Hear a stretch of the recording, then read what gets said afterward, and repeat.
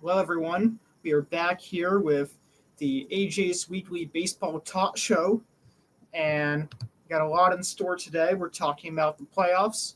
We're talking about some recent things that are happening in baseball, like the Gold Glove Award nominations. We're going to have an interview with my good friend Chris Reyes, and we're also going to talk about some recent stuff, such as some managers have been hired and some award winners, such as the Hank Aaron Award and the Waiver of the Year Award that was just announced about 20 minutes ago. So I'm AJC, otherwise known as Adam, and let me tell you guys a bit about myself if you're new here for the first time. So I'm a huge baseball fan, which is obviously why that I am doing a baseball talk show, is because I'm very passionate about the game and I know a lot about it. Last year I spent the year abroad in Israel and I worked for the Israel Association of Baseball. I was umpire. I was a two-time national uh, championship player. I was a coach. I was a player manager. I was head of statistics, and I helped do renovation on the Tel Aviv baseball field. So I've done a lot for Israeli baseball in that regard. And then I landed a broadcasting internship in Virginia with the Tidewater Summer League, which is a collegiate summer league, and I was their first broadcaster in their 76-year history. And I also, in February, I picked up a job at Bat Sports Page, and I got to go to Yankee Stadium and be a field reporter for the first time. I was the youngest person in Bat Sports Page history to do so, to be a field reporter. And now I'm looking and applying for summer internships for uh, more baseball collegiate summer leagues, such as the Cape Cod League, such as Northwoods League, such as the Mid Plains League. So I'm really looking for a mentor right now and someone to just help further me in the baseball world. And if you just want to contact me for questions, there's a couple ways to contact me. You can go to Yankees from Israel, my YouTube page, which is where you can watch the show. You can go to the uh, my Instagram page, Yankees from Israel. You can follow me on Twitter at the real AJC. You can email me at adam.cullen71422 at gmail.com. Again, adam.cullen71422 at gmail.com. So, yeah, that's all the ways to contact me. And if you just want to ask me baseball questions, just want to say hi, or I want to be a good mentor for me because I want to show people my work, and I already have published work, and I've work on my channel from all the videos and interviews that I've done, both abroad and domestically. So if you know anyone, please let me know. If you are that person, give me a ring. And if you're also trying to tune into the show and call in, you can always call in at 814-332-5275. Again, 814-332-5275. 5275, excuse me. So, without further ado, let's get started. So, last week, I was here, as I usually am on Saturdays, from 4 to 6. And later that night was Game 6 between the Yankees and Astros. Now, for those of you who don't know, the championship series, there's one championship series per each league. It's the best two teams in each league, and the Yankees and Astros are the two best teams in the American League this year, as they both made it to the championship series, of course. And it's a best-of-7 format. Astros are ahead 3-2.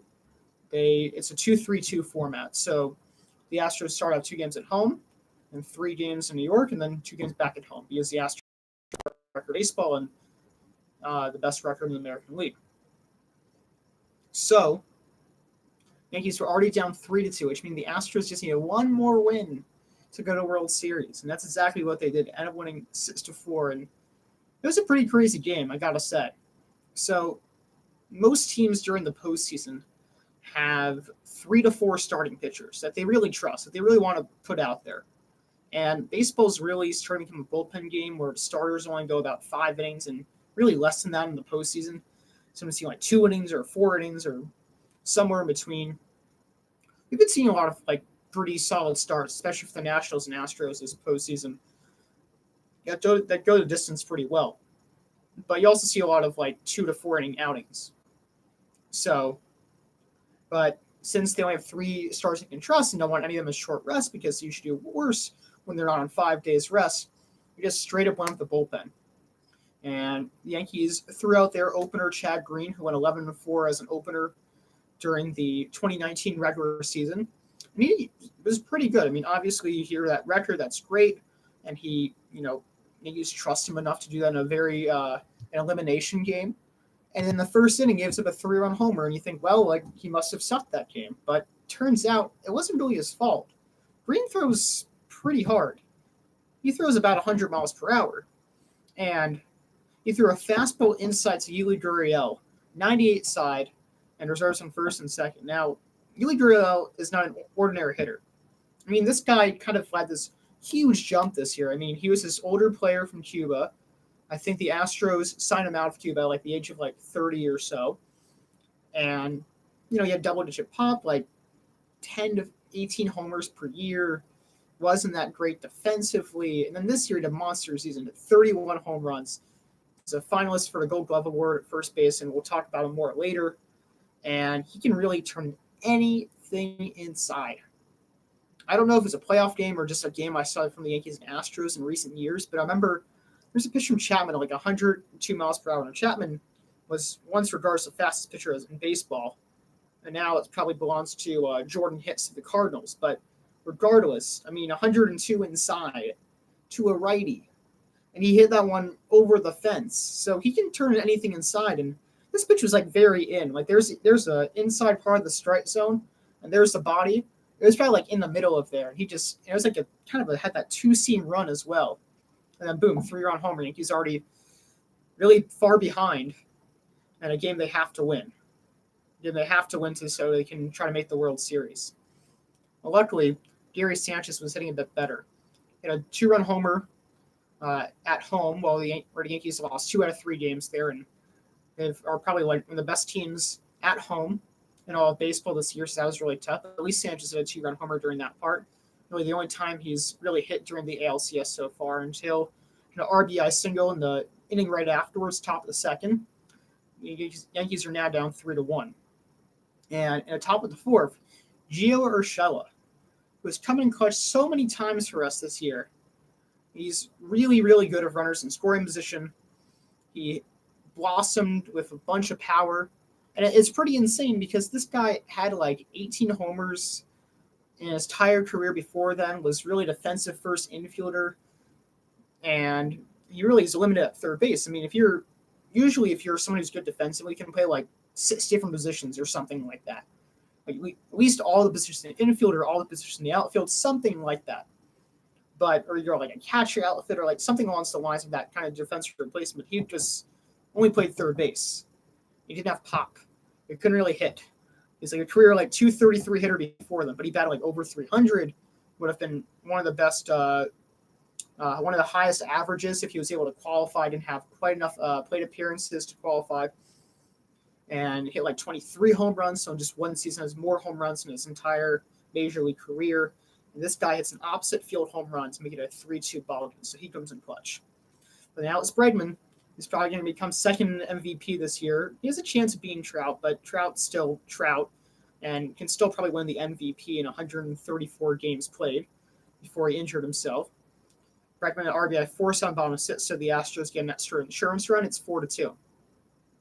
Yankees stay silent from the 7th and the 8th, but in the 9th, they got a runner on board. And then DJ LeMahieu, another guy kind of like Urshela, but even better. I mean, LeMahieu, last year at a career high in homers, I think it was 17 for the Rockies, which isn't that high to begin with, especially at Coors Field. But he literally actually changed his swing in his last year of the Rockies because he was trying to join the home run gang. Because everyone's been hitting home runs left and right. And DJ LeMahieu wanted to join that because he knows that, well, as someone who is not going to steal too often anymore, despite having a 20 steal season back in 2015, you have to have some decent pop, even if you're a good defender. I mean, that's how you're going to stay with have a job. He's already a 3-time Gold Glove Award winner. He's already has a high batting average. But now a lot of Major League Baseball players do not care about batting average, just care about home runs and power. So he joined that game about a career low 267 or around that mark.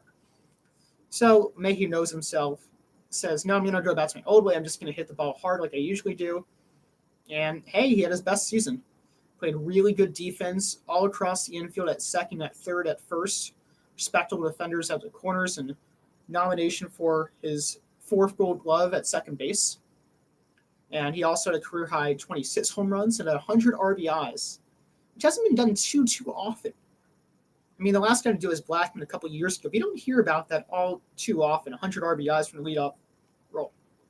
Because that means if you do really, really well with runners in the scoring position, that's exactly what he did. He was phenomenal with runners in scoring position, like out of this world. And he also had like over 100 runs, and he batted like 330 or so, which made him second in the American League batting title to Tim Anderson. So he had a really great season. And this guy, 2 outs remaining, 2 outs to the Yankees are eliminated from the playoffs. He's a 2-run homer to tie at the Yankees 4-4 of the Astros. And I am losing my mind. And it was pretty funny because I actually didn't even watch too much of a baseball game yesterday, because for a while in my when I as a baseball fan, I would score. I've literally scored like almost 480 games, probably a little bit more than that, like just below 500. And I would go home every day from school and scorecard the game, and then get 3 hours of sleep and do homework the next day. I literally did that for about 4 years of high school, and it was pretty bizarre and really tiring and really exhausting and kind of lonely too, because I would stay away from friends because I just really wanted to watch baseball. So I've tried to become more social, and in spite of being, the ALCS, an elimination game, and even the World Series a bit, like I've tried to hang out with friends, like if I can, or if there's something really fun going on. And there was. Like yesterday, there was a song roulette that I played with my friends. We just like did silly dares and stuff, which is really hilarious. And if you want to know more about that, you can message me because there's some really funny stuff that happened.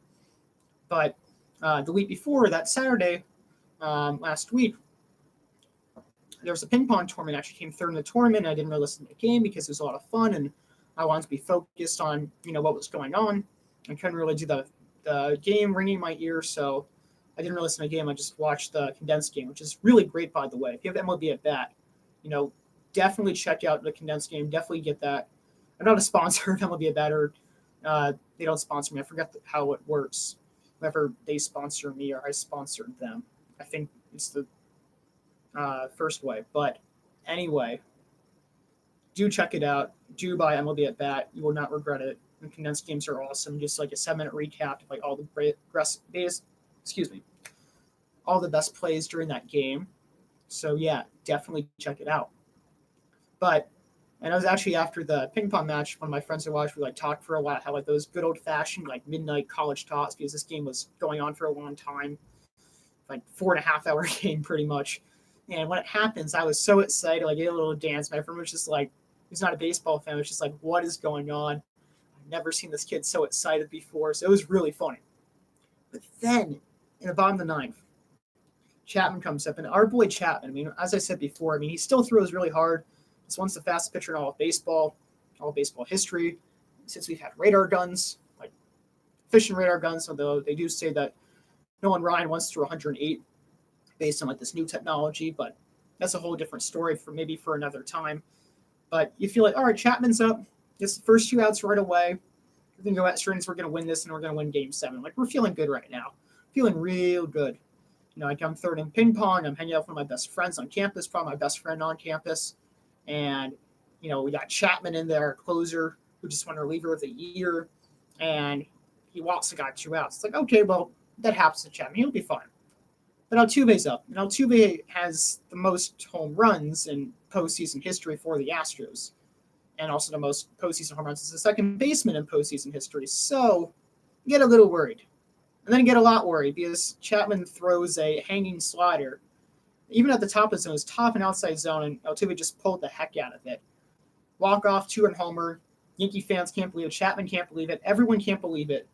Once again, Yankees do not advance to the World Series based on a lot of poor hitting. I mean, that game ended because of poor relief pitching, but you could have won a lot of other games in the series. Like, honestly, every game was winnable in that series, and a lot of times they couldn't do it because Astros capitalized and times they should have, and Yankees didn't.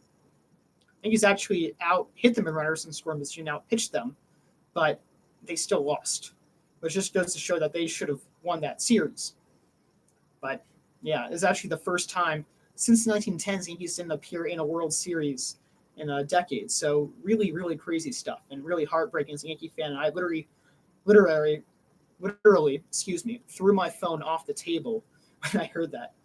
I knew my phone wouldn't break, so I was justified in doing that. But I was really, really angry by that, as most fans were. And obviously Yankees fans are privileged in the sense that we always have pretty good teams. But come on, it's been a decade. Like, geez, that's tough. That's really tough to see. So that was a heartbreaker. And excuse me for just 1 second.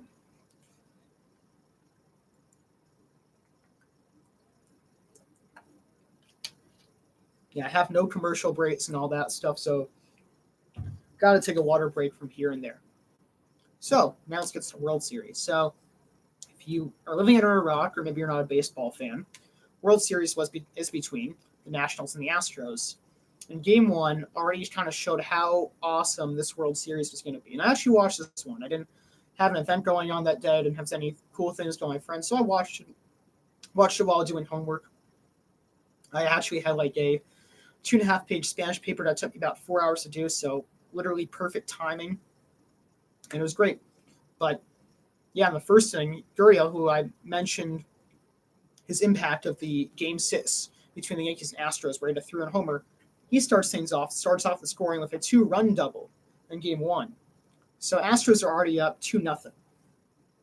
And the Nationals have Max Scherzer going in the mound, and Scherzer's one of the best pitchers in our generation. He's won 3 Cy Young Awards since 2013. He's a really good pitcher. 7-year, $210 million contract with the Nationals since 2015. So yeah, he's the right guy to put out there. And he kind of left it after that 2-run double. He grinded enough his best stuff, went through 5 innings, and that's all you can ask of him. I mean, it's funny because pitchers will have, there's a saying about pitchers. If you pitch 30 games during a season, you'll have 5 really good starts, 5 really bad starts, and then 20 starts in between where you don't have your best stuff. And this is one of the 20 starts in between. And he pitched great. He had a really good outing. Kept the Nationals in the ballgame. He got rewarded with it because Juan Soto in the 4th inning hits a 2-run homer to tie things up. Later on, hits a 2-run double. And with that, he became the youngest person in World Series history. He's only 20 years of age with 4 RBIs, and he's the 2nd youngest player to homer in World Series history, which I know that record belongs to Andrew Jones, and I believe that's from 1996. Could be 1995 as well, but I think it's from 1996. Actually, the guy who did get the what's the difference maker was Adam Eaton, who had an RBI single for the Nats on top 3-2. But the Astros are right there with the Nationals. I mean, they had an ace of their own, Garrett Cole, but Cole, who has gone 19-0 since late May, has not lost a game since. He lost a game for the first time since then in Game 1.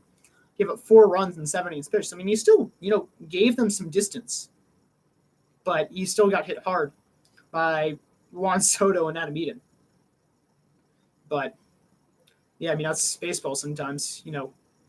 Sometimes even the best pitchers have rough days.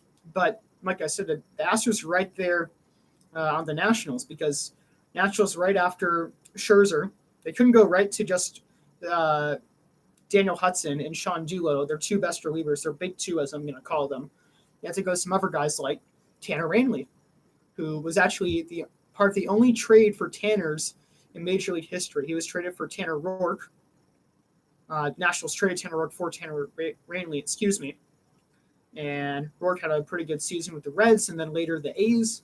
And Rainey became a really dominant reliever for the Nationals, throws 100 miles per hour, but he was wild. He had a home run to Springer and then left some damage for Daniel Hudson, who got out of it in the 7th inning. Hudson, the next inning, allows an RBI double to Springer, and it's 2nd and 3rd one out, and Hudson gets an out, and then Doolittle comes in, and he gets the next 4 outs, and the Nationals just scrape away and win the game 5-4. So really, really close game. Then Game 2. So again, the Nationals are in Astros territory, and the Astros had the best record at home of any team. They went 61-20, which is really, really impressive.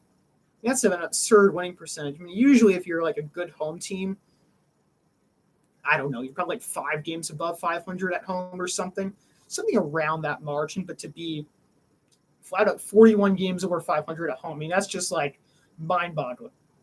Like really good percentage. That's what, like a 75% winning percentage at home, and maybe the average is like 530 or something. So it's impressive. And the Nationals throw out another one of their aces. They have 3 aces. They have Matt Scherzer, Steven Strasburg, and Patrick Corbin. Strasburg's kind of their number 2 guy. He is their number 2 guy. Strasburg, who's been really excellent in the postseason so far, and he's also in his walk year, the year right before free agency, so he's going to get paid. And although he has 4 years, $100 million on his contract, he's going to opt out probably and just maybe get a couple more years in the Nationals or try to get even more money, because he's 31 years old and he has a pretty good career so far. So Strasburg does a great job, throws 6 innings, 1 running ball. The Nationals in their win avoid Doolittle and Hudson, which is great because they could save them for a rainy day, or in other words, when they need them, when they need to be useful. So that really does help the Nationals. And Kurt Suzuki, I mean, what a story. I mean, this guy has been a player for I know it was definitely the Twins, because I remember him having a 3-homer game. One of the home runs of Chapman, it was a walk-off. There's been some big home runs off Chapman in the 9th. I mean, you look at Rajat Davis, you look at Kurt Suzuki, you look at now Jose Altuve, but this guy has like been more of an offensive catcher in his career, has some offensive pop, but in recent years, I mean, this guy's getting pretty up there in age, and already like kind of mid-30s, which as a catcher, you like start slowing down. It's kind of tough to play defense. He throws out Jose Altuve trying to steal third, and that like really like kind of screwed up the mind game for the Astros, because Jose Altuve next time he got on base wasn't trying to steal because he already got caught out once, and then like literally held off retirement to like play at the Nationals this year, and yeah, he hit a go-ahead home run off Verlander. And Verlander, he's probably going to win Cy Young Award this year. He's probably going to be a Hall of Famer. And he's had a great ALDS and ALCS, but in the World Series, he's going to hit hard sometimes. In 2017, he got hit hard. This year, he's gotten hit hard too so far. He gave up 4 runs and 6+ inning pitch. And the Nationals took it from there and just went on a rampage. They scored 10 runs in the last 3 innings and won 12-3, which is one of the biggest lopsided World Series victories in a long time. So Nationals up 2-0. They were taking it home. They had a day off. They avoid Doolittle and Hudson. They were feeling good. So game 3, last night's game. So the Astros actually do win this one, which is pretty surprising because this is the first time that all the first 3 games in the World Series have all been won by the away team. It's the first time that's happened in 23 years. The Astros won 4-1, and they threw out Zach Greinke, who's had a lot of trouble all postseason. And he only went 4 2/3 innings pitched, but he had only gave up 1 run. And Greinke, which is just hilarious, because Greinke is just like a pretty much a freak of nature. I mean, he can hit well, he can field well. He's won a Silver Slugger and some Gold Gloves, and I'll explain his uniqueness with the Gold Gloves in a little bit. But he also throws like this eephus pitch. He literally has eephus pitch that he throws for like low 60s, but also a curveball. And I saw it, and I couldn't believe my eyes, because in StatCast, it says curveball has anywhere from 67 to 77 inches of drop. So imagine that. Imagine you're a major league hitter facing 90 miles per hour, already seeing probably about a foot of drop on some pitches. Then you get this like weird little curveball that drops at 6 feet, literally 6 feet. That's insane, more than 6 feet at times. And hitters who, they can make the adjustment. I mean, that's a really big difference. They know when that curveball is coming. They still couldn't hit it. And, I mean, you should just check it out. Like, Zach Greinke curveball, just search that on YouTube, especially Zach Greinke Game 3, 2019 World Series. I mean, that curveball would start, like, at the batter's chest, or maybe even higher, and just go, like, straight down in the dirt. And they would just get fooled so bad. Like, it was as if like a major league pitcher was like throwing a little leaguers. It was pretty absurd and pretty hilarious at the same time, to be honest. So that was really funny. And the Astros, despite winning the game, I mean, they had a lot of bullpens to use because they still had, they still had 13 more outs to use Josh James, they used Brad Peacock, used their top three relievers, Will Harris, Joe Smith, Roberto Ozuna. And that's tough on them because tonight they have a bullpen game. So despite them winning that game, they may not have won the battle. So that's tough for them.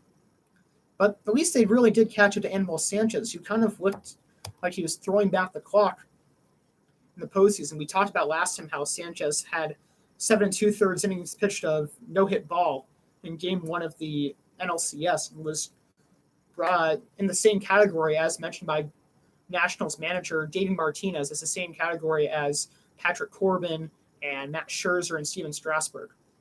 And those guys are all worth $140 million plus based on their contracts. So really impressive stuff. But Sanchez was not impressive last night. 10 hits, 4 earned runs. But the Nationals do avoid their big two of Hudson and Doolittle, haven't thrown since Game 1. So they're more than well rested, ready to go. The Nationals have Corbin out there for tonight's game, Game 4, which is at 8 p.m. on Fox. I encourage you, if you guys have the free time, to see it because it's going to be a really good game, and World Series has been really fascinating so far. And an interesting thing about Corbin is that he's kind of pitching on short rest. I mean, sure, he just pitched 1 inning in Game 1, but pitchers especially are creatures of habit. They don't like going off the general norm. And if they could avoid it, they would.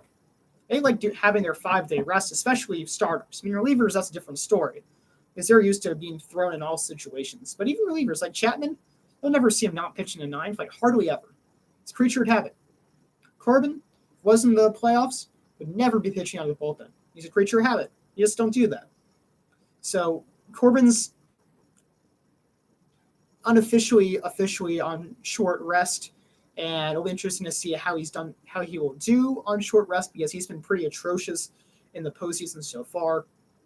I mean, when he won the clincher for the Nationals, or won the pennant clincher for the Nationals in the NLCS, sure, he struck out 12 in 5 innings, but he also gave 4 runs. So he had a decent start last time out, but who knows how he pitched in Game 4. And 1 second, again, just a water break. Again, no commercials. I have to do this all on my own, so I do apologize, but I do need my water break. All right. See, it only takes 2 seconds, and we can joke about it.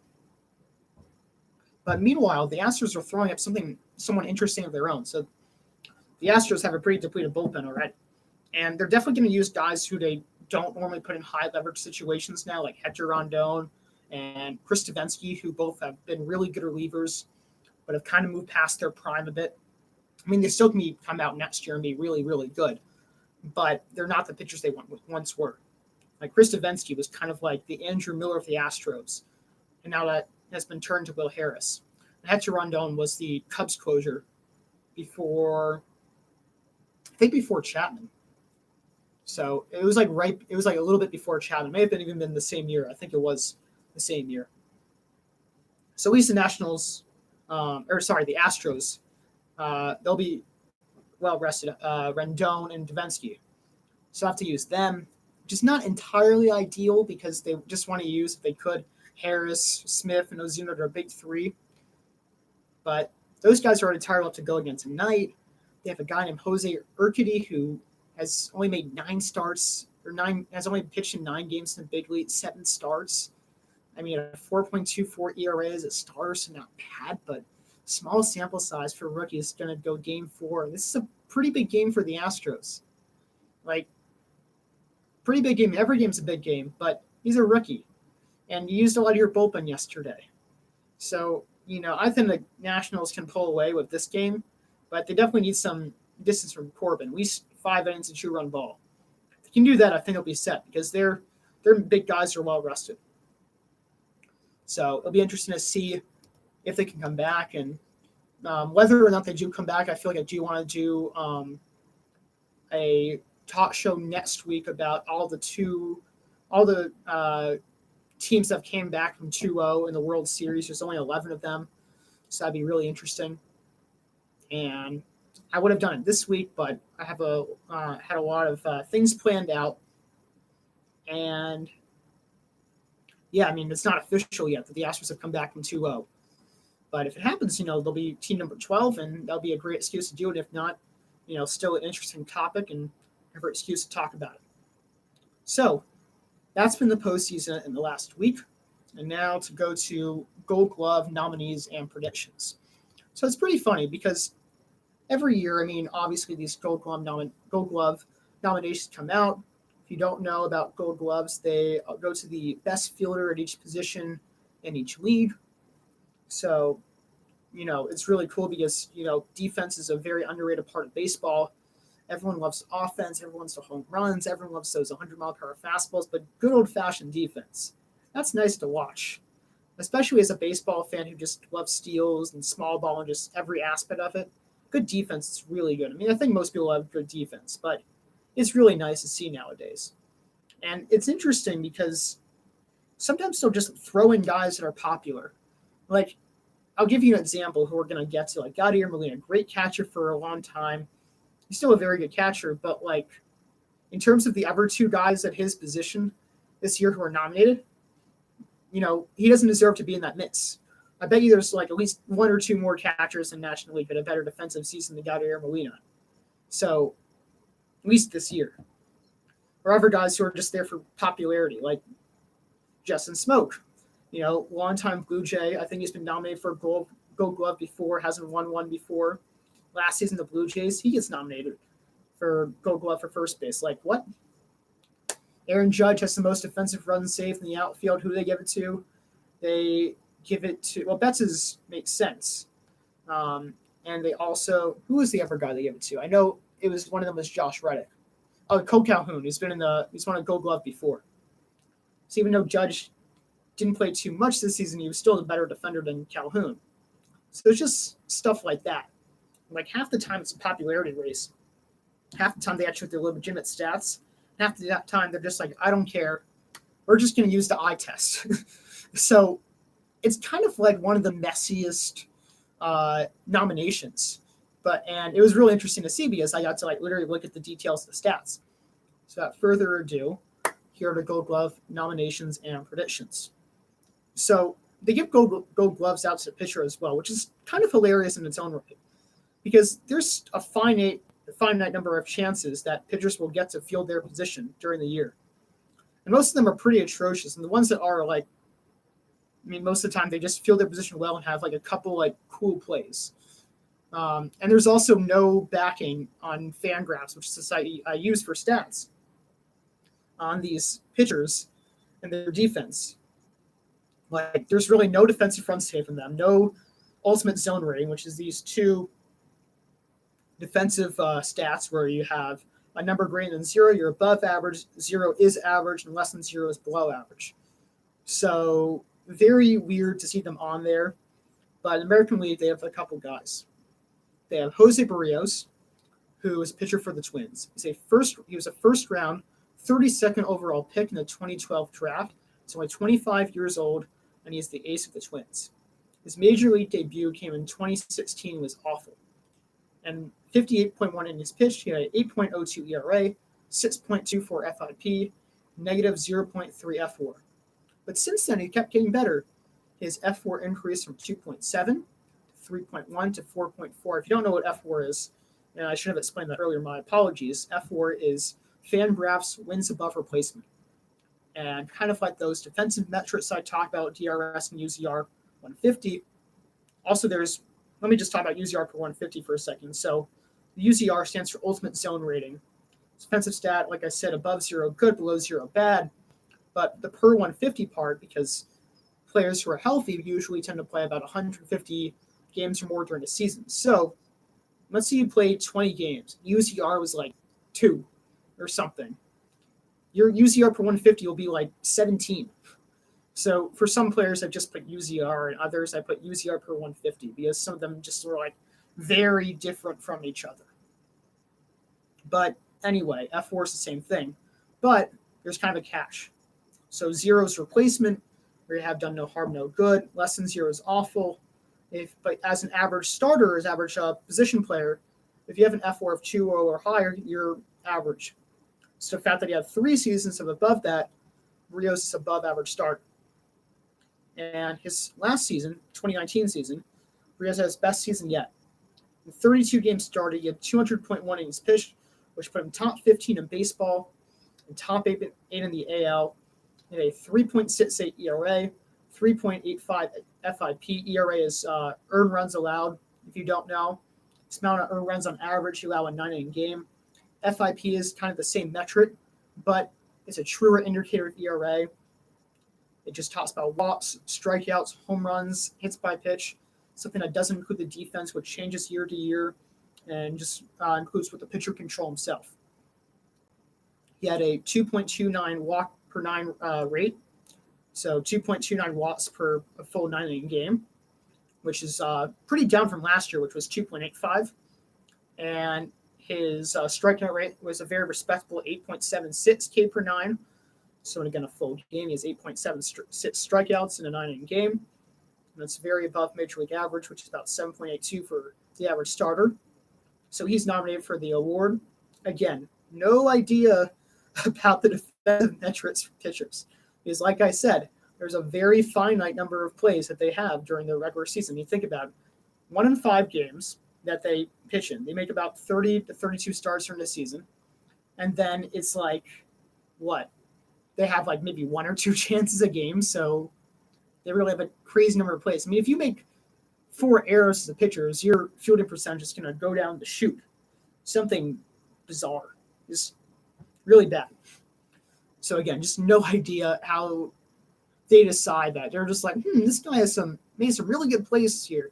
And he had a high fielding percentage. So you know what? We're going to put him for a Gold Glove.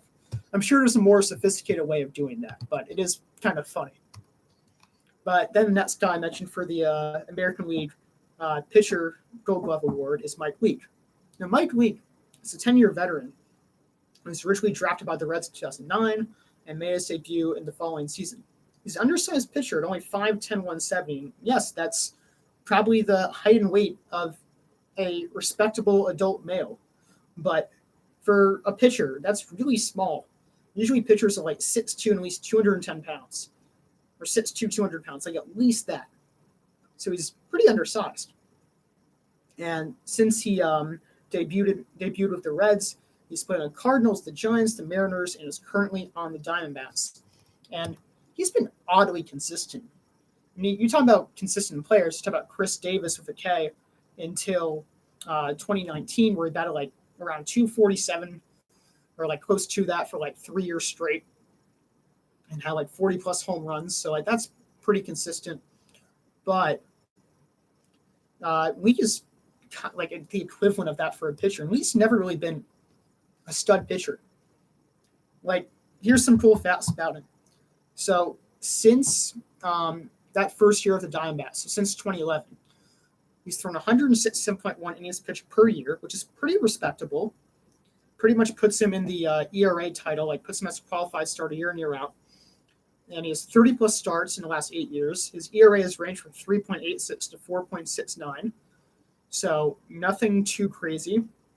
His K per 9, which is really below average. I mentioned it's about 7.82.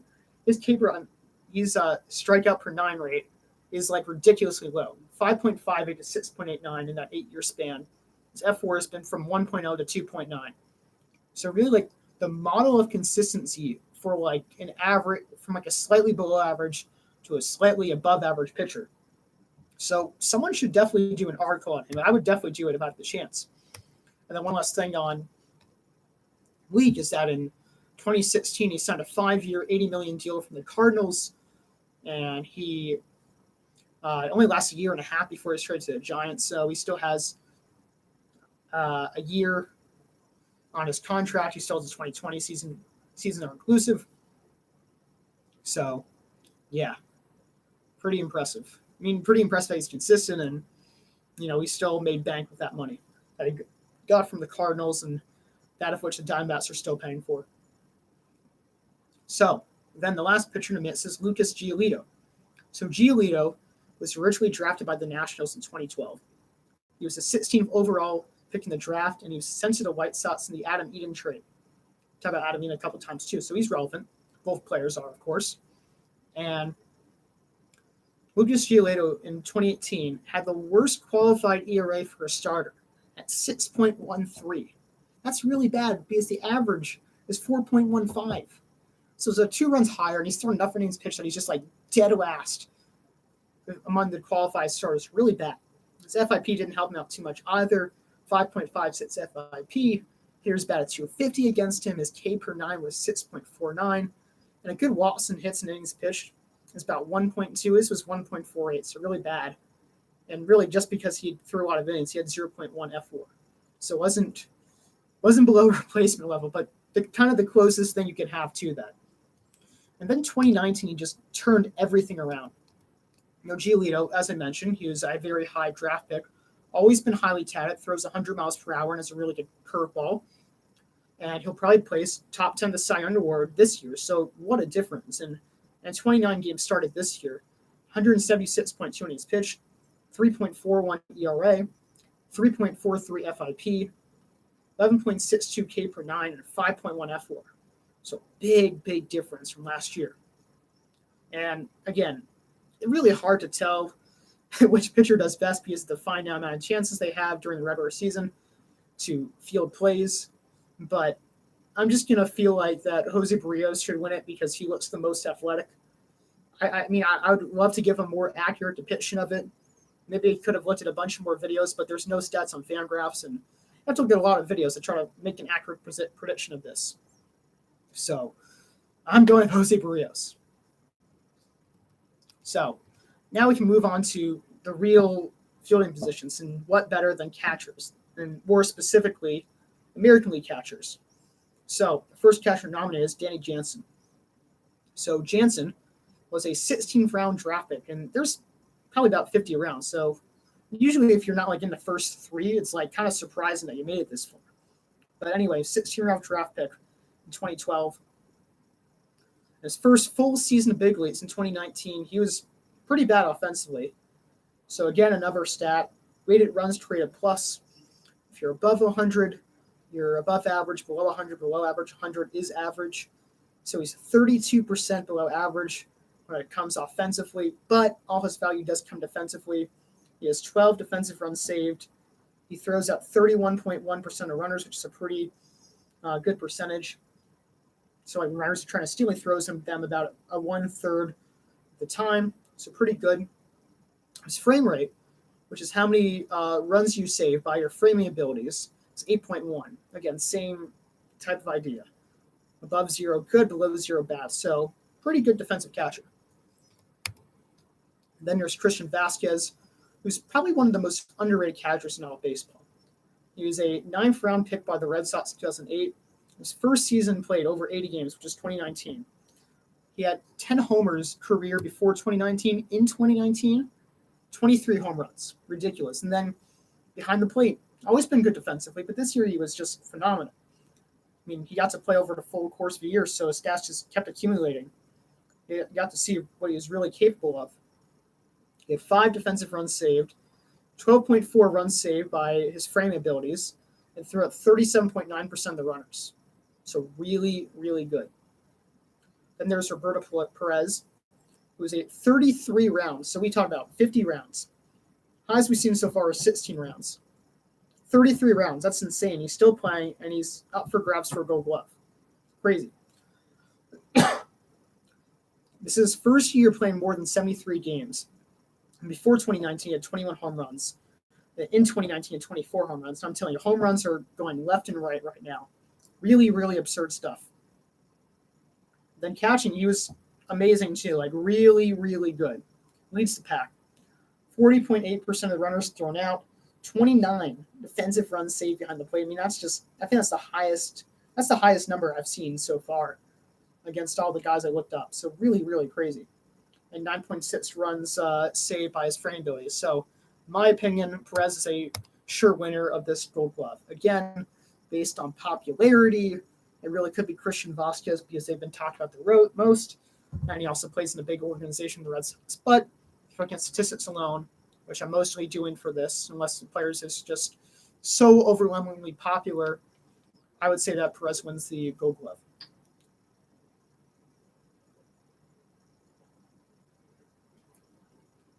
Okay, so first base.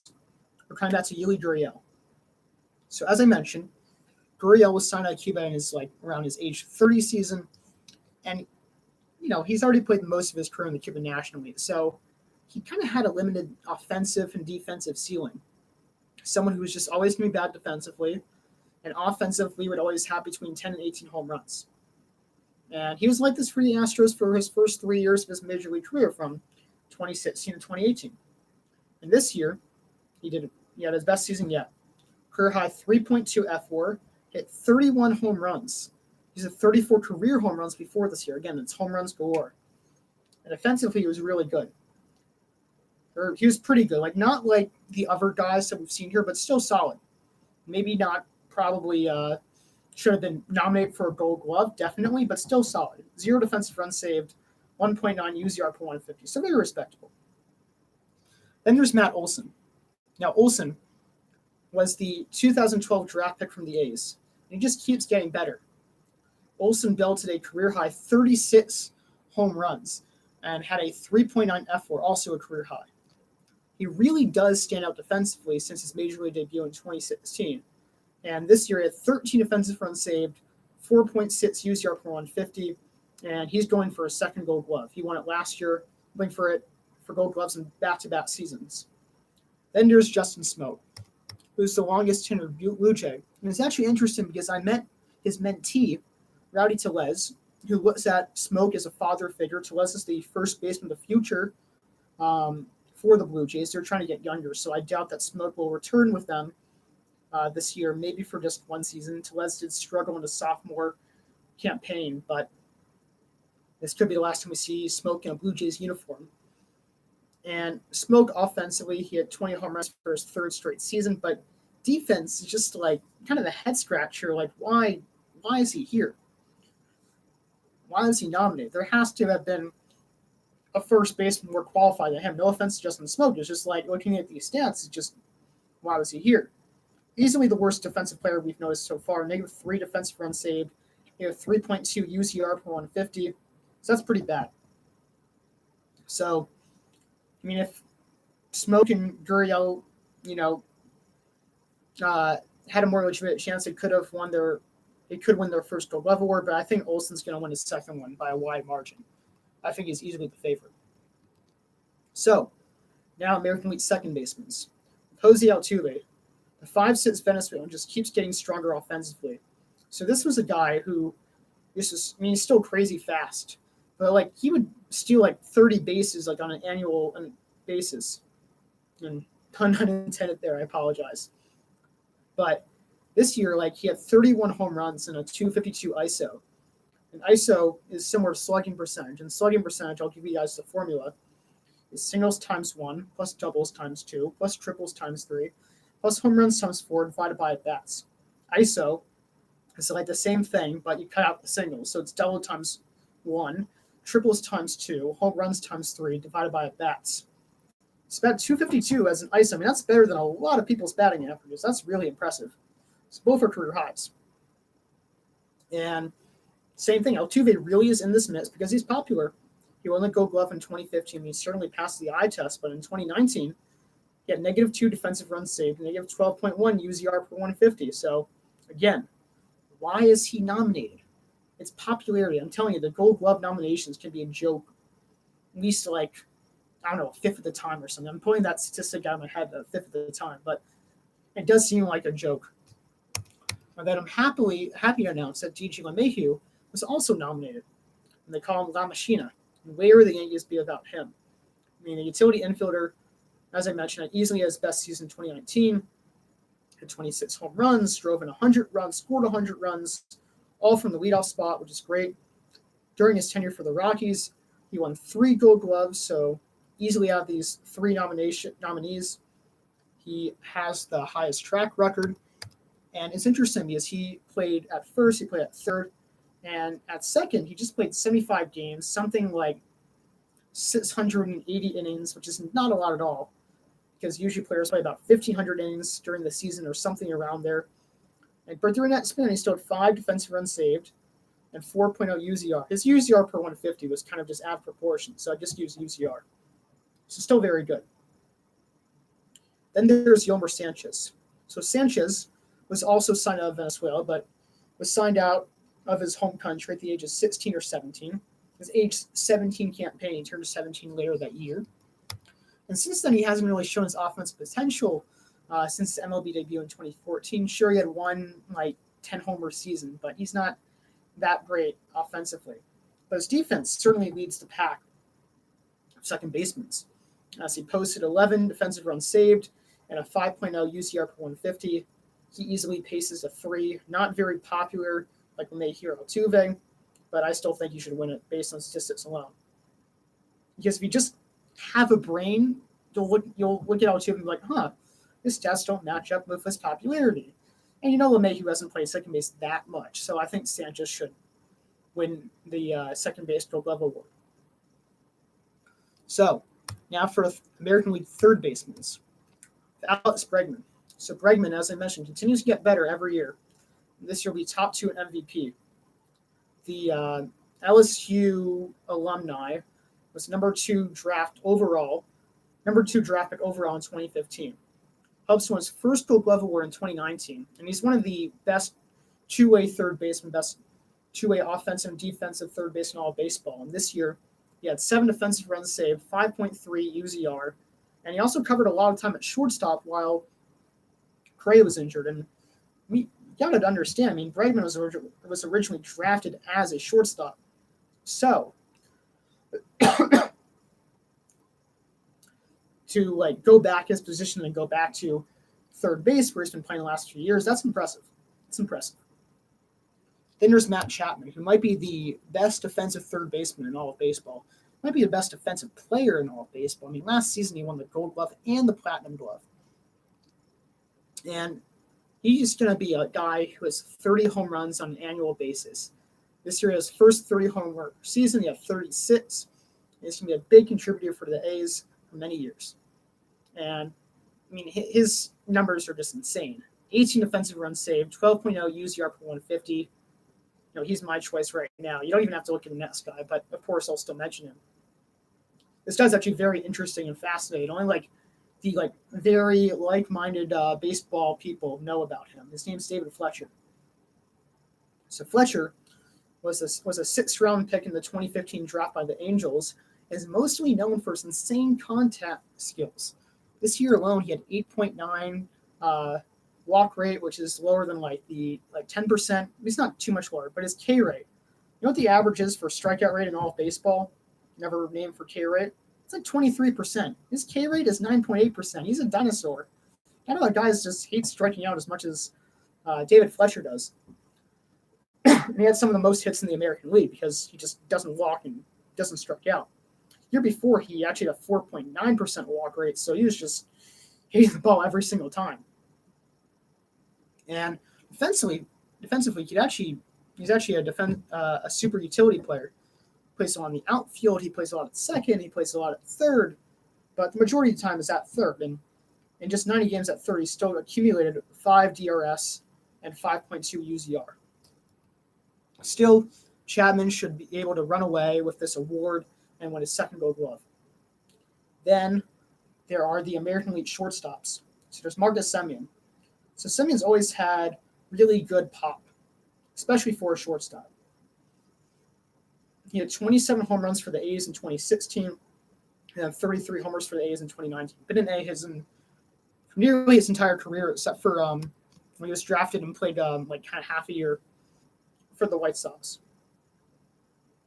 And he made a lot of strides with his defense. The 6th-round pick in 2011, he made 35 errors in 2014. And this year, he has 5 defensive runs saved and 5.0 UZR per 150. So he's hoping to win his first Gold Glove. It'd be quite the success story. But you have to be better. You have to one-up Andrew Simmons. And Simmons is probably one of the best defenders in the 2010s. He might be the best defender in the 2010s. Just completely insane. And he hopes to win his 5th Gold Glove this award. And in just 102 games, 14 defensive runs saved. This isn't UZR per 150. This is just UZR. 10.4 UZR. So just really, really good stuff. Really impressive guy. Then last to cap off the American League shortstops is Francis Lindor, Mr. Smile himself. And Lindor's just, he's an otherworldly player. I mean, this year he was injured for a bit too, but his first 5 big league seasons, he has a 4.0 F4 or higher. At first 5 full seasons. So that's really impressive for a shortstop and really impressive way to start out your career. And he's one of the best two-way shortstops in all of baseball, one of the best two-way players in all of baseball. And despite being injured for a little bit this year, he still posted 9 defensive runs saved and 7.4 UZR per 150. So I still think Simmons gets a nod. Sure, you could argue that Lindor just had more, like, I mean, both, actually, no, you can argue the same thing for Lindor and Simmons because they both spent time on the injured list.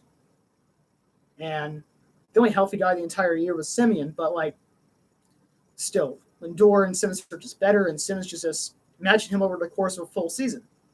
He would have been a lot better than Lindor. He already was better than Lindor in just 102 games, about 32 games less. So Simmons should run away with his 6th Gold Glove Award. Now for the left fielders in the American League. There's Robbie Grossman. The A's clearly have the most nominations for Gold Gloves this year. Grossman, who's the 2008 6th-round pick, is up for his first Gold Glove after bouncing around through 6 organizations in his career. In 2019, Grossman 4 defensive runs saved and 5.1 UZR. So pretty good year for him.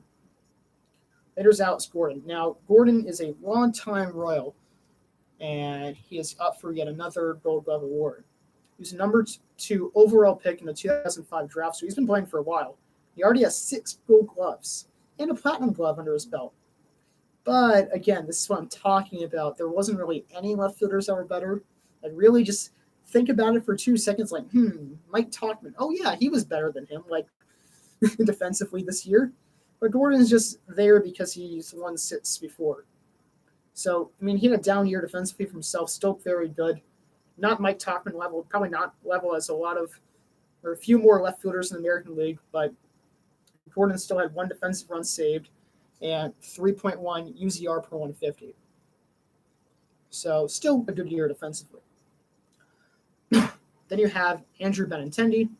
Benintendi, who's a 7th overall draft pick in 2015, represents a really strong defensive and offensive outfield for the Red Sox. But has worst offensive season to date, and his defense actually wasn't too much better. And again, it's really just because of street cred that Benintendi here, because he's a likable guy. When you think of left fielders in the American League, you think about Benintendi, and you think about Gordon, and yeah, so, Benintendi had -3 defensive runs saved and 0.2 UZR per 150. So I hate to admit it, but, Grossman should win this. Not that I have anything against Grossman, but, it's sad because he might not win it because they'll just be like, oh, Benintendi. Yeah, we love him. 2020 guy in his first 2 years. Love that guy. He should win it. What? Alex Gordon. Oh, yeah, he's won 6 Gold Gloves. Oh, yeah, he had his worst defensive season in a while. He should still win it. What? No, Grossman should win it. Hopefully Grossman wins it. Now for the American League center fielders. So, Kevin Kiermaier leads the pack. He is known as the best center fielder all of baseball.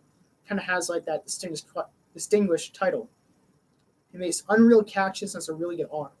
And the longtime Tampa Bay Ray player still has a lot of defensive prowess in him, as he is now in his 30s, 13 defensive runs saved and a 9.8 UZR per 150. Then there's Mike Trout. There's really anything that Mike Trout can't do. I mean, he's the face of the Angels. He's in line for his 3rd MVP in just 134 games. He's always passed the eye test defensively, robbing home runs and, anything Trout related always gets posted. So it's kind of skewed, but again, just because it's Trout, just because he's a popular player, he's on the list. He had -1 defensive runs saved and -1.6 UZR per 150, so should not be on this list. Then you have Jackie Brownlee Jr., who's always been a stud defensively for the Red Sox. He was a 7th-round pick in 2011 for them. He and this is just an example of how good defensively Bradley Jr. is. He once stepped out the dugout, like literally from the Red Sox dugout, and like crow hopped and threw a ball over 400 feet over the center field fence. He has that good of an arm. He has really good range, and he won the Gold Glove last year too. And again, just because popularity is on the list, despite posting -1 defensive runs saved, -1 point UZR per 150. So Kiermaier is popular, and he also did a great season. He easily is better than the other two candidates, so he should win his third Gold Glove. So, our last position in the American League, we have Cole Calhoun.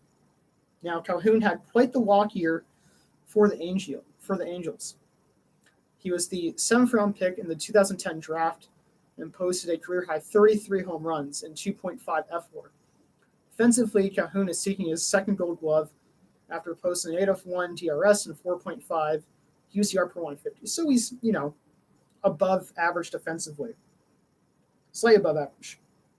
And, definitely be nominated and definitely get a lot of home runs. Probably should find himself like a 3-year deal or so.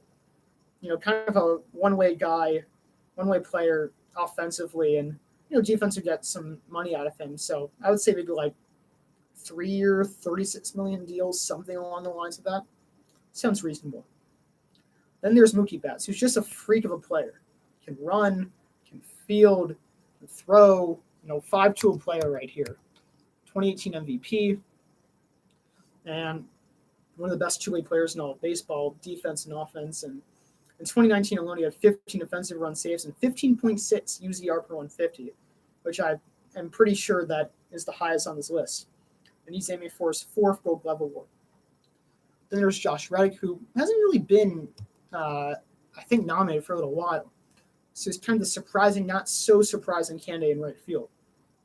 And it's funny because I swear if Aaron Judge was healthy the entire year, he probably would have been, Josh Reddick probably have not been on the list because Judge still had the second most defensive runs saved in right field out of all right fielders, despite playing half the season.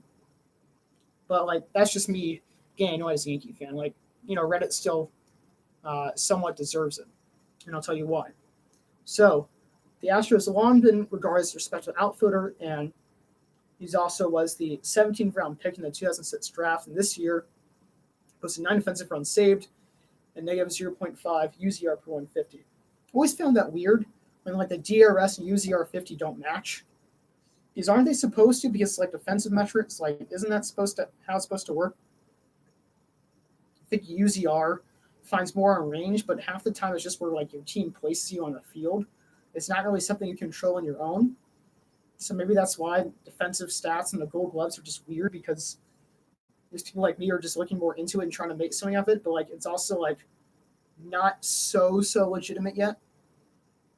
It's still pretty good, and they still use these plates underneath the field to get how far and how the player should get there and how fast they get there. So they literally do have plates under the field. I was told that by a former minor league pitcher, but it's weird when it doesn't match up like that. Just very strange. So that should, win this some landslide. He's very popular, had a great year, easily the best one out of all the American League right fielders. So that should be able to win it. So now the National League. We have Jack Flaherty, who was the number 34 overall pick in the 2014 draft, and he's just 24 years of age. Flaherty is already the ace of the Cardinals and carried them to the National League Championship Series, where the Cardinals eventually got swept by the Nationals. Flaherty should easily be in the top 10 of the Cy Young Award this year and is up for his first Gold Glove. Again, not going to try for defensive metrics for pitchers. And there's Zach Greinke. So Greinke, like I said, is a freak of nature. He won the Cy Young Award in 2009. He got a 6-year, $206 million contract from the Diamondbacks. He's a great hitter. He won a Silver Slugger. He's won 5 Gold Gloves before, so he just does everything right.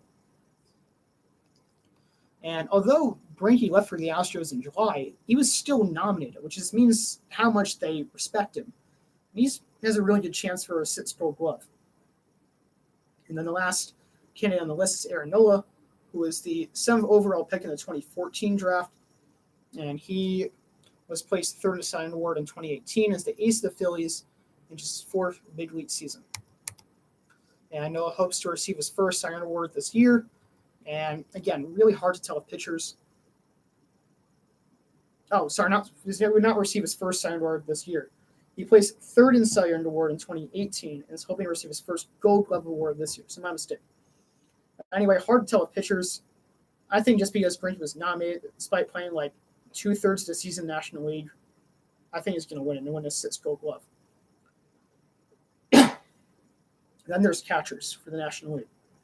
So Austin Hedges, who was the second-round pick in the 2011 draft for the Padres, established himself as one of the better catchers in the National League, posted a ridiculous 22 defensive runs saved, 20.7 frame rate, which is the run saved while framing, and also threw out runners at a 33% clip. Then there's Yadier Molina, who is already a Hall of Famer just on his ability to catch well behind the plate. He's a recipient of Platinum Glove and 9 Gold Gloves. And he still is a solid defender at 37 years of age. But if you look at upper catch in the National League, Molina is really just here for the nomination because of street cred. This year he posted 1 defensive run saved, about an average, below average mark of 26.7 caught stealing, and he has saved 1.8 runs on his frame rate in 2019. And then there's JT Realmuto. He might be the best all-around catcher in baseball. Not only did he have career high in home runs with 25, he also had a career high in F4 of 5.7. But he's also insane behind the plate. He had 11 defensive runs saved, 8.0 frame rate, and while throwing out a major league high 47% of his runners on base. Runners attempted to steal off him. So Realmuto, very popular, very well liked in the baseball academic community. I think he's going to win his first glove.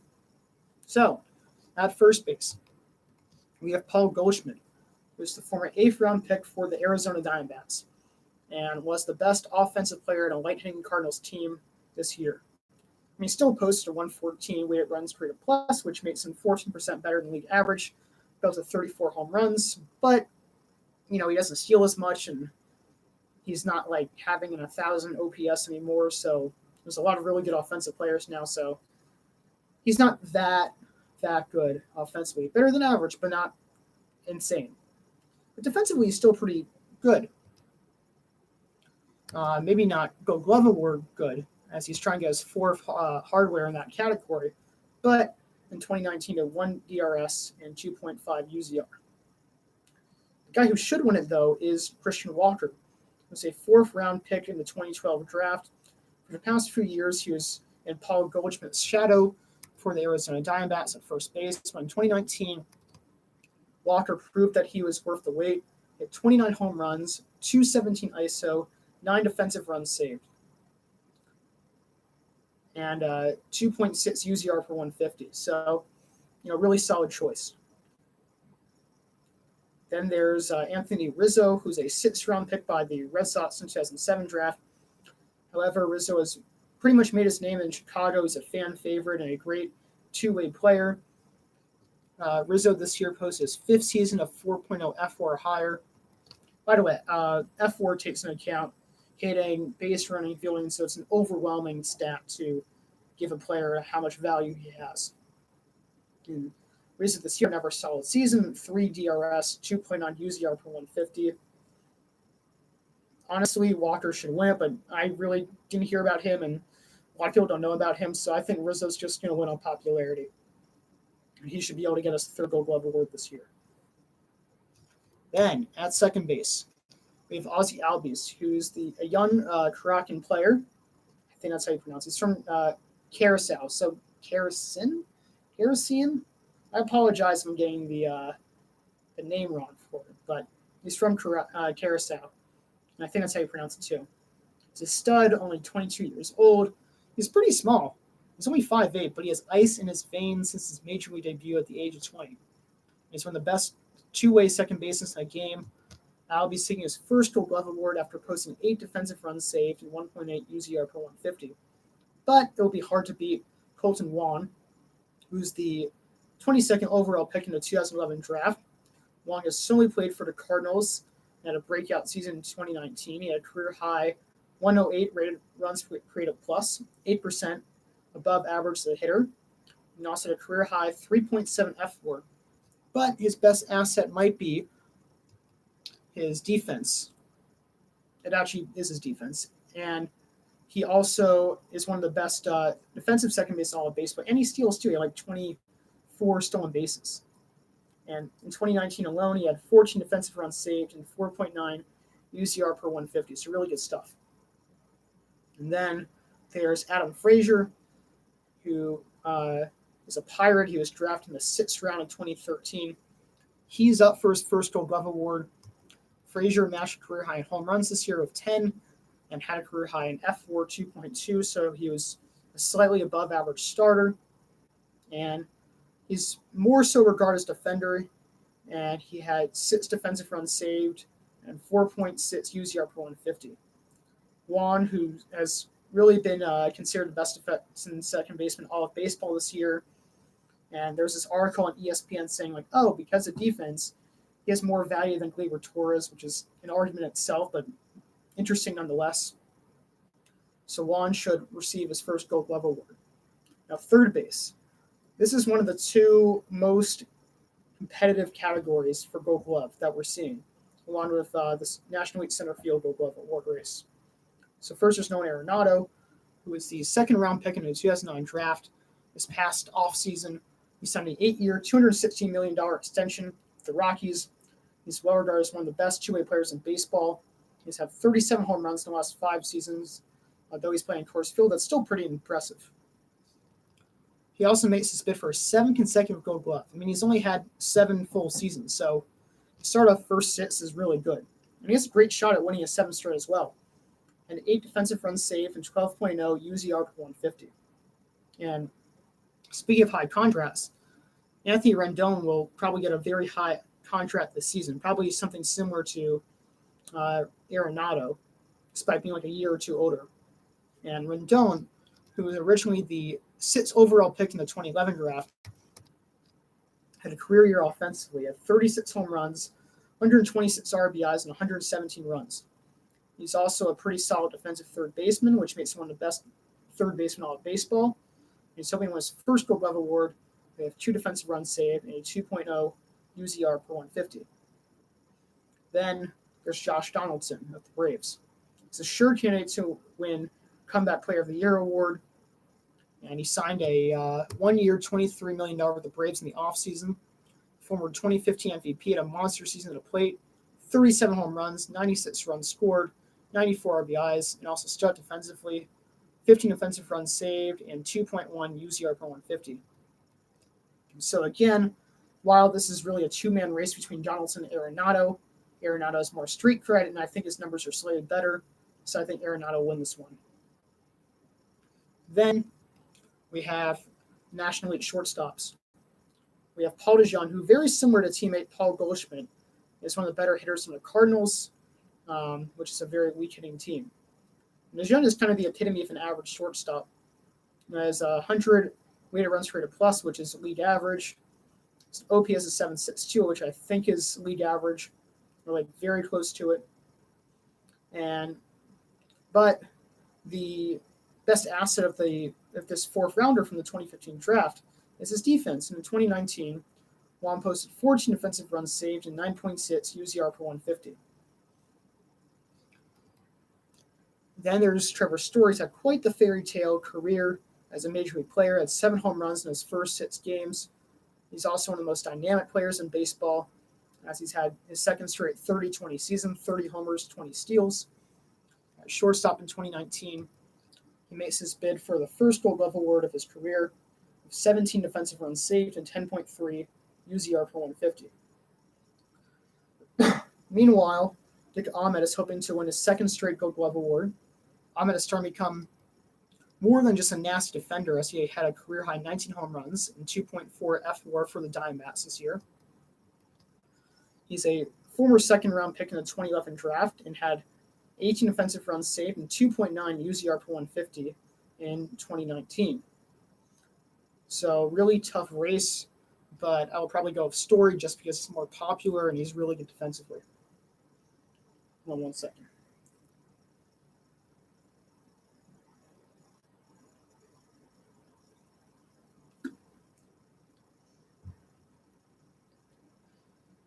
If anyone knows any good tricks, by the way, of like speaking from your chest, please let me know. Because I'm a person who speaks a lot from my throat, which is why like I love those commercial breaks when I'm broadcasting because I can drink water and stuff like that. But yeah, if you know someone who can help me out with that, that'd be great.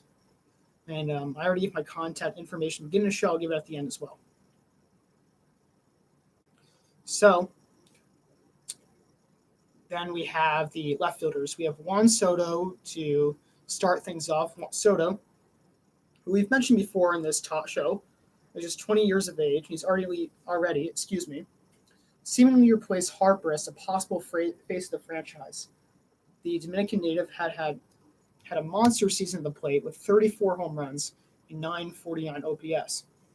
But he was about average defensively, and it goes back to the idea of popularity. He had just one defensive run saved, negative 1.3 UZR per 150. Then there's Dave Peralta, who's a longtime Diamondbacks player, and he's been a nuisance for a while at the plate. In 2019, that was no different. The Venezuelan had a 186 ISO and 804 OPS, both above league average. And he continues to be a strong defender. He's hoping to win his first Gold Glove this year. After he had 10 defensive runs saved and 6.2 UZR in just 93 games played in left field. He plays all over the outfield, so that's why he hasn't played in too many games at left. Then there's Hunter Renfroe, who is more than just a big bat for the Padres. Renfroe, who's the former 13 overall pick in the 2013 draft, already plays in a spacious ballpark, but he still hit 33 home runs this year and excels defensively. With his glove, Renfroe has 7 defensive runs saved and 3.0 UZR per 150 as he's trying to win his first Gold Glove in 2019. Although Peralta played in just 93 games, he's somewhat kind of underrated defensively and he's pretty popular, so I think they will go with with Peralta. Now, for the center fielders, we have Victor Robles, who is just 22 years of age. Robles is really showing the potential of being a perennial all-star in the near future. In 2019 alone, he was very close to a 20-homer, 20-steal season, otherwise known as a 2020 season. And yeah, I think he had like 17 home runs and 18 steals, so that's how close he was. And in this case, to receive his first Gold Glove, the Dominican native has 22 defensive runs saved and 6.2 UZR per 150. Easily could already be one of the best defenders and one of the best center fielders in all of baseball. Then there's Lorenzo Cain, who his defensive prowess enabled him to get a 5-year, $80 million contract with the Brewers back in 2018. He's a former 17th round draft pick by the Royals in 2004, and he continues to put on a show defensively despite struggling with the bat. 2019 alone, he had 697 OPS and 83 weighted runs created plus, so 17% below league average. Cain is looking for his first Gold Glove after having 20 defensive runs saved and 8.7 UZR per 150. Then there's Harrison Bader, who's actually the former teammate of my good friend Dean Pellman, who can check on my YouTube page of Yankees from Israel. And I do have an interview of him and our good friend Jay. And Bader, like I said, struggled to play this season. 680 OPS, 81 weighted runs created plus, 19% below league average. But he's still a defensive win in center. Bader, who's the former 3rd-round pick of the 2015 draft, had 13 defensive runs saved and 21.8 UZR per 150 in just 152 games. And that's in his attempt for his first Gold Glove award. Then the National Center Fielder Gold Glove race might be even more insane than this. Oh, so it might be more insane than the shortstop race. That's what I mean. Last, we have the National League right field race. We have Bryce Harper, who in the offseason signed the largest deal and longest deal. Well, I guess not the longest because there's like Bobby Bonilla and Scherzer. But he signed a 13-year, $330 million contract to the Phillies and gives him the largest contract of all time. He's the former number 1 overall pick in 2010. And he really struggled defensively last year. But 2019 was a good season for him. Not a 2015 NL MVP season where he had like a 9.4 WAR, but no, like a 4.0 WAR or so. and had 34 home runs, posted a strong 882 OPS as well. And then on the defensive side, he had 9 defensive runs saved, 11.0 UZR per 150 as he's trying to win his first Gold Glove. Yep. Hey, how's it going? Hey, I thought you were coming to the radio booth.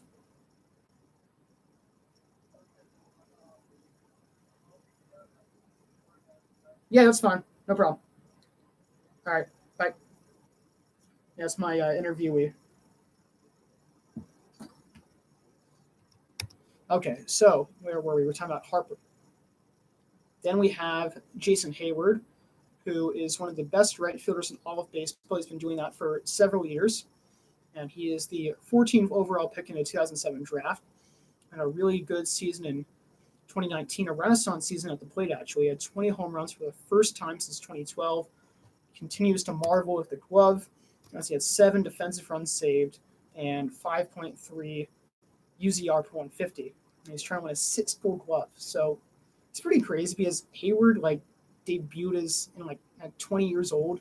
He's still only 29. He's already won 5 Gold Gloves. So very impressive stuff. And yes, he signed an 8-year, $184 million deal that has not proved beneficial for the Cubs, but it's still impressive that he has a good glove. So then last guy for the entire Gold Glove nominations is Cody Bellinger, who was the Bravo National League MVP in 2019. And besides recording other really numbers at the plate, where he had 47 home runs and 1,035 OPS, he's a really, really good defender, which probably will allow him to win the MVP because if you look at it just offensively, Yelich looks better. He really does look better offensively because Yelich had a higher OPS, he had a lot of home runs still. He stole a lot. I mean, Yelich is a 30-30 player this year, but because of defense and Bellinger also still stealing 15 bats, he's probably going to win MVP in 2019. But on the defensive side, he posted 19 defensive runs saved and 15.3 UZR per 150 in 150 games. And Bellinger is looking to add a lot more hardware, in addition to probably the Gold Glove and the MVP is going to win the season, and he should also win his first Gold Glove this year. So that being said, I'm going to put on some music, and as we wait for our interview to come, it'll just come in a minute or two. So just give me 1 second while I do that. This is a free music that YouTube give, which is great.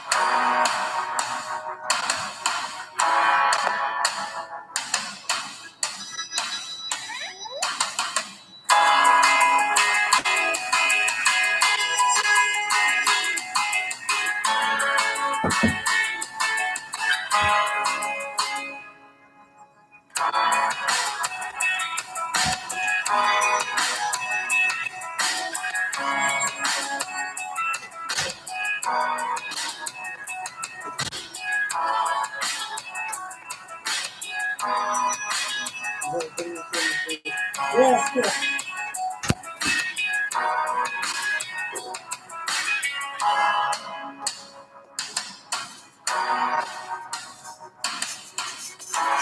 Alright, so just make sure you're comfortable for tonight.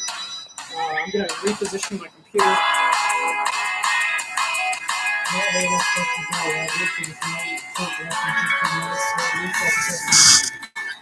Yeah, that's fine. That's fine either way, because I got a guy who wants to interview Nets, so like, whatever you want to do. Alright, let me just make sure I get you in here. Yeah, I always archive them for like to show people afterwards. There we go. All right, and then I got the questions for you.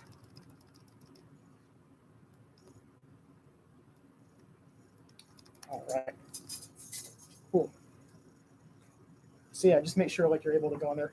So hi guys, sorry for that little break, but I do have an interviewee right here. His name is Chris Reyes. He's one of my better friends at Allegheny College. I actually I remember meeting you when I saw you wearing your Rollis Chapman jersey shirt, and I talked to you since then. We became good friends, and big Yankee fan from Connecticut. So how you doing? I'm doing well. How are you? I'm doing good. So, Chris, how did you get into baseball? So there was an elementary school. There was a costume thing that the school was having, and I just wanted to dress like a baseball player. So I got some stuff from Odell's in my town, and then I got some pants. I got a shirt, and I got a mitt, and I just liked baseball. I never really played it all that much, but I was interested in the sport itself. That's really cool, and there's no better place to get baseball than from Odell's. So it's pretty funny. Too bad they're not doing as well as Sports Authority now. Yeah, and I think Jet Sporting Goods is still pretty popular. Yeah. So yeah, you're right about that. So how did you become a Yankee fan? Well, my father's a longtime Mets fan. I just like the Yankees. Derek Jeter definitely played a part of that. Mm-hmm. He's a very big icon in my opinion. And just coming from Connecticut, I mean, the closest team was either the Mets or the Yankees, and I just liked the Yankees a lot better. They had better structure to the team than the Mets. Even though Jose Reyes was my father's favorite player because we share the last name, I just didn't like the Mets that much. Yeah, that's actually pretty funny. My dad's also a big Mets fan, a big Yankees fan, so it's just like a rivalry within the household a little bit. And so, how do you feel about the Yankees season? Obviously, it was unfortunate; got eliminated by the Astros in 6 games. Was it a good season? What could they have done better? All that type of stuff. Well, I think the Yankees had a good run this year overall. They had the second best record in the AL. I believed that they had a real shot in this World Series, but I knew their pitching staff wasn't the strongest in terms of the Yankees versus the Astros. Mm-hmm. I did think that the Astros had really good pitchers. They had Verlander, Cole, and Greinke, and I know we had good starters. James Paxton really showed out, and Masahiro Tanaka, but then Happ kind of had some inconsistencies this year, which I believe, he can work on, but I just really didn't see what I saw in the regular season from Happ in the postseason. Yeah, Happ had a really good end to his 2019 season. He wasn't like the pitcher that we had it for half a year in 2018 as well. It was actually interesting because the Yankees starters actually did pretty well in the ALCS. It was kind of more that we weren't able to do damage against the Astros starters. And they also went the distance, and it made their bullpen life easier. So that was pretty tough on us. And just a couple Yankees that are recently retired. The CC just retired. So do you think CC's a Hall of Famer? What about Teixeira, and what about Andy Pettitte? So I think Sabathia, personally, is a Hall of Famer, and he should definitely go into Cooperstown as a Yankee because he was there for the longest. Mm-hmm. I have some stats from his career that definitely stand out as a Hall of Fame worthy pitcher. Mhm. He has 251 wins, 3,057 strikeouts, a Cy Young Award winner, and an MVP of the ALCS in 2009, and he's a World Series champ with the Yankees from '09 as well. And although his career ERA is kind of on the high side in terms Mhm. of what Cooperstown has, but I definitely think that he definitely cemented his legacy on and off the field. And I know getting into the Baseball Hall of Fame is harder than any other sport, but I definitely think his career is worthy of being inducted into the Hall of Fame. Yeah, no, I really agree with you. I mean, all those stats there, I mean, you're well researched with it. He obviously has those credentials. It's just a high ERA, but they've added guys like Bert Byleven and Jack Morris and Mike Messina, and they all have high ERAs, but they still got in because they were in an era where hitters had steroids and the home run Yeah. launching left and right. So, I think that, yeah, I agree with you. He should be a Hall of Famer. So as for Mark Teixeira, he was one of the best fielding first basemen, but his defense I don't think quite makes up for the offense. I mean, he did Mhm. have production, but it wasn't equal.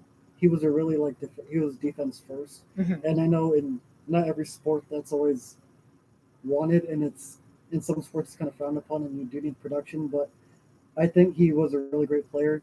He might be a Hall of Famer down the line, but in the next, so he retired in what 2016. Something like that, yeah. So I don't think by next year he'll be in the Hall of Fame. I think it'll take a little time. Yeah, I agree. I think into the new decade he'll definitely have a chance, but possibly like 2023, something yeah, like that. I mean, especially for first baseman, you really have to stand out offensively because it's an offensively laden position. Like, sure, defense helps, but like, it doesn't help that his career batting average is in the 260s. Like, he Right. can't have that and be in the Hall of Fame.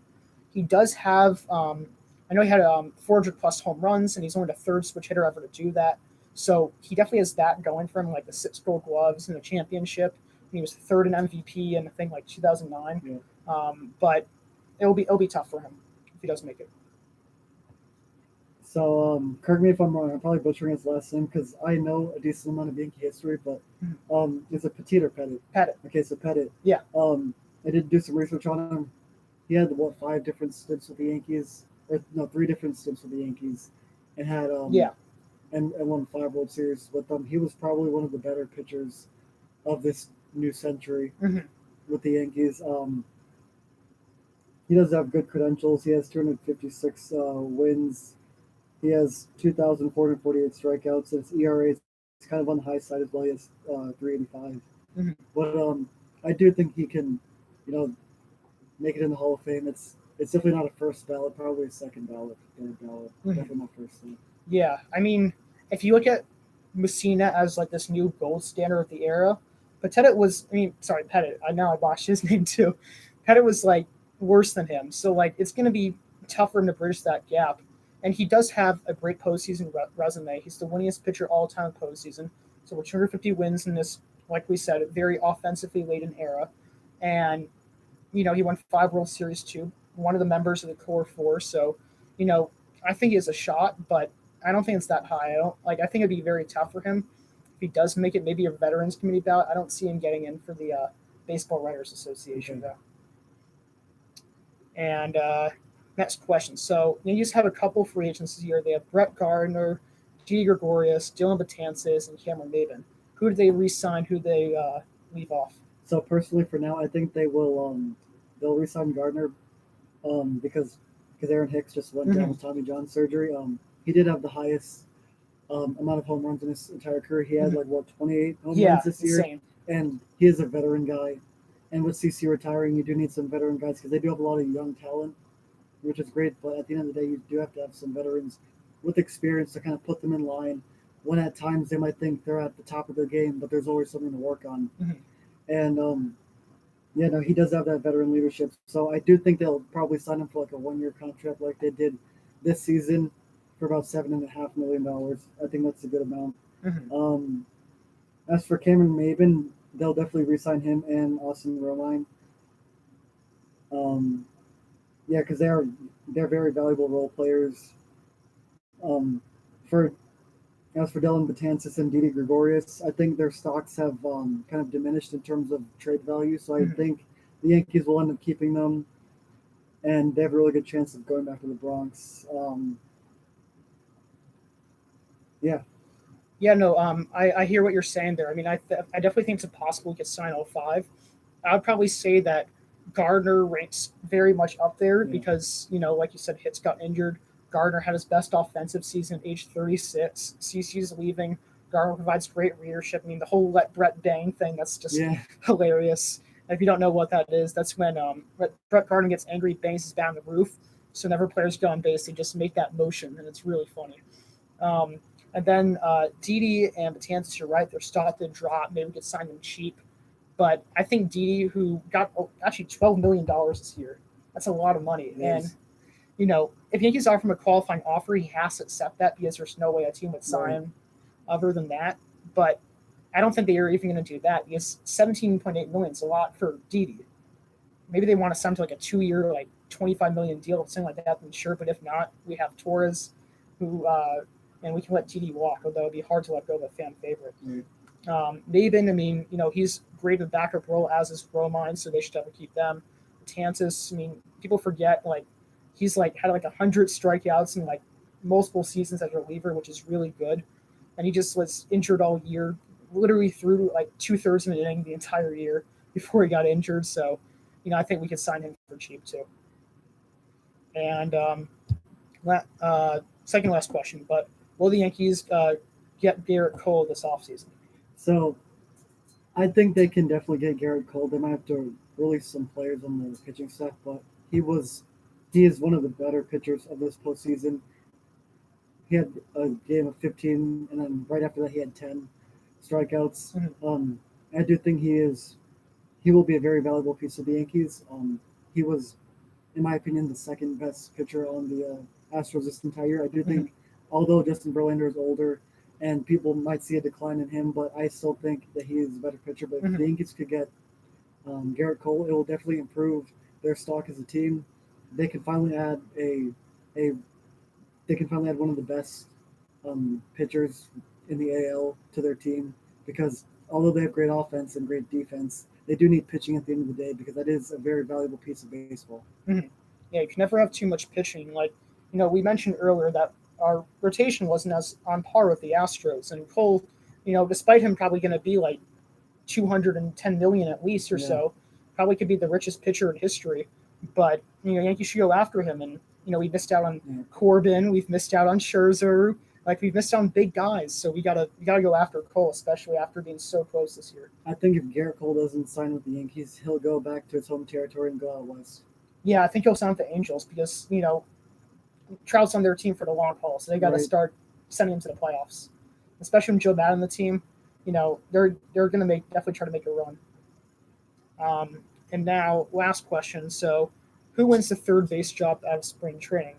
Do you think it's going to be Gio Urshela, Miguel Andujar, and what happens to the guy who loses the job? Well, I think so when Miguel Andujar was playing, he was really productive, but then he got injured, and then the Yankees got Gio Urshela from the Blue Jays, I believe. Mm-hmm, yep. And so Gio Urshela proved himself this year. He was really productive on the defensive end. He had a good stretch of hits throughout the season. Nothing too consistent like Gleyber Torres, but I do think at third base you have to go Gio Urshela. Mm-hmm. And they might just rehab Miguel Andujar in the minors, because I don't think they'll let him go just yet. But if they do need some backup for Miguel Andujar, they might have Torres go to third, or they might have LeMahieu, because LeMahieu can play any position in the infield, really. But yeah, I do think they'll go Gio Urshela at the starting. They'll let Miguel Andujar rehab and might play him in the minors to get him back into that feeling. Yeah, they definitely have the ability to kind of let Andujar just make his full recovery, especially if the Yankees having so many injured stints this year. So you got to make sure their players are healthy, and if they do lose Didi and other guys, or their infield is a bit of a shift, they could always move Andujar from the first, or just have him as a DH. So there's spots for him besides at the hot corner. All right, well, that was my last question, Chris. So thank you so much for coming on air. Thank you for having me. I hope you have a good one. Yep. All righty. So after this, we'll have an interview with my good friend Matthias, who will call in a couple of minutes. So we'll be back in just a moment. That's kind of cool. Yeah. I just hate how this mic, I know, right? It's a bad. Yeah, the mics are kind of bad. I mean, as long as you pick up my voice, that's all I can Yeah, I did. You could see like the like arrows here. Do you mind sending me a link to that? Yeah, of course. I'll be out in like 5 minutes if you want to waiting that. Okay, But sure. either way.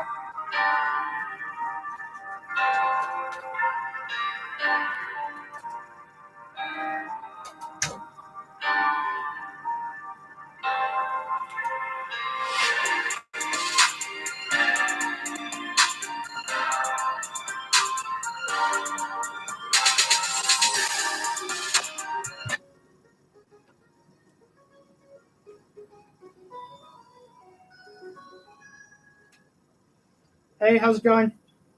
What's going on, Adam? I'm good. How are you? Doing all right?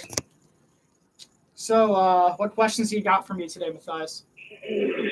Well, just your thoughts on the World Series. I know some people were probably a little panicky after the first two games in Houston, but I personally just thought that the Astros were playing below their abilities. They were not playing good baseball, but I think that they started to play well yesterday, and I honestly think they can still win the series. I don't know about you, though. Yeah, no, I think they definitely have a great chance. I mean, this is a team that won 107 games.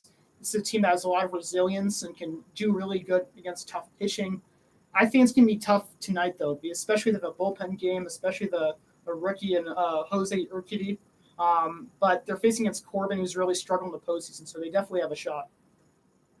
Yeah, and also Corbin's been used out of the bullpen a decent amount, and I think his arm's got to be kind of tired by now. I mean, he pitched in game one of this series, so yeah, we'll see. Yeah, I agree, and I think he pitched like about 200 innings pitched in the regular season too. So you're right, his arm's like probably falling off at this point. He must be tired.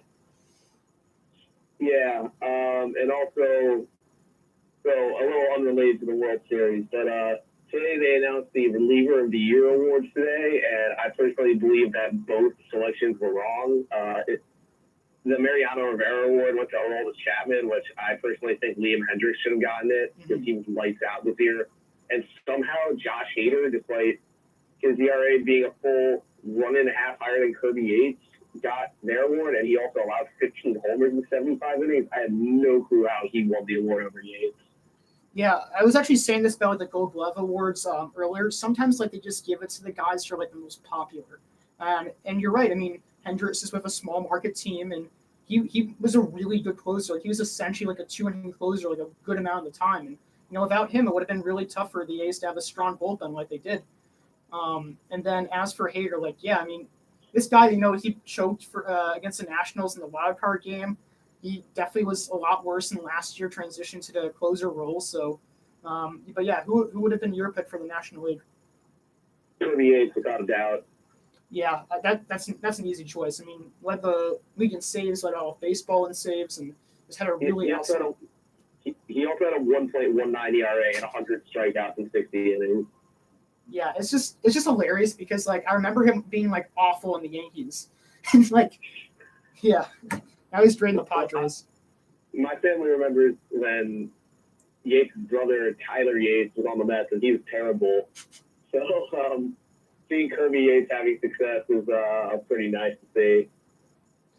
Yeah, it is. It's funny how they both struggled in New York, though. I wonder if that's a thing. I mean, definitely is a thing. Yeah, I'm not sure. They're both. I know that they're from Hawaii. Not a huge baseball market. New York, obviously, huge sports market. So maybe just wasn't meant to be. Yeah, that's true. All right, we got like time for like one more question or like quick discussion. Yeah, I heard you talk about Garrett Cole just right there at the end, and I personally do not think that New York is where he's going. I know that Yankee fans, like, some were like counting their chickens that they were going to get Harper, Cole, Trout, like everyone, but I agree with what you said, actually, that he's probably going to go to the West Coast. I don't know if it's going to be for the Padres, Angels, Dodgers, but it's going to go to one of those three teams, I think. Yeah, no, you're definitely right. I mean, the Padres are definitely in win-now mode. Angels are too. They added Madden. Madden, like, I don't know if you read the report, but they're saying like, oh, we're going to try to like get the most out of our hitting with small ball and just utilizing our power as well and new age analytics. And Cole's very much on new age analytics, and like I think he's going to make an effort. I think more of an effort than Corbin. But I think in the end, I think Yeah. you're right. He's going to go to like Angels or one of those teams. Yeah, I got that. I think that's all I really have. I know we're on time crunch, so thanks for having me on, though. Excited to see what the rest of the World Series has. Yeah, it'll be a fun series, and thank you for being patient and speaking No quickly. problem. Yeah. All right. I'll see ya. Yeah, have a good one, Matthias. You too. All right, so that was Matthias Altman Karazaki of Overtime Heroics. He's a really knowledgeable baseball fan, as you guys could see. So we're going to wrap things up. Once again, this is AJC's weekly baseball show for WFAN 90.3 FM, or WARC 90.3 FM, blah. And you can reach me at adam.cohen71422@gmail.com. You can find the interviews I had today and just the talk show on News from Israel on YouTube. You can find me on News from Israel on Instagram. And yeah, so, I'm definitely looking for more baseball questions and new fans and, a mentor to try to help me because I'm trying to make it as a baseball broadcaster. And hopefully for the Yankees one day. I'm actually already applying to internships. But yeah, I mean, just trying to do this as practice. My prep plan was like 13 pages today. So, I'd love for someone to review that, someone to review my articles and my videos. So yeah, if you have the opportunity, that'd be great. And yeah, that's pretty much all to say. So I hope you guys have an excellent weekend.